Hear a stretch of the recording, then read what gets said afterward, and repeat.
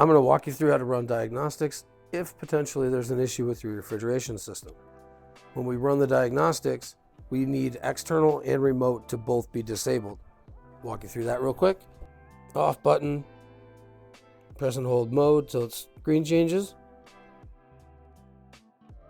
Hit mode to get into external where it's enabled. Hit the down arrow to disable it. Then just keep pressing that mode button until it says done. Once it's done, it'll flash to off. Turn it on and lower the set point all the way down to 35. Then what we want to do is we want to set a timer on our phone for 15 minutes. We'll come back to this and then we'll run the diagnostics. All right, so it's been 15 minutes. Now we're going to run the diagnostics. So if you look at the screen right now, it says dehumidifying and then a percentage.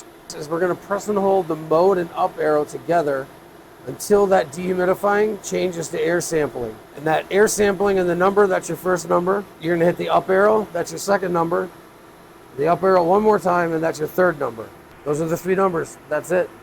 So after we've run the diagnostic numbers, we ask that you contact us at A&N Tech Support, because those three numbers, we'll plug them in and it'll help us judge whether the refrigeration system is working the way it's supposed to and most effectively.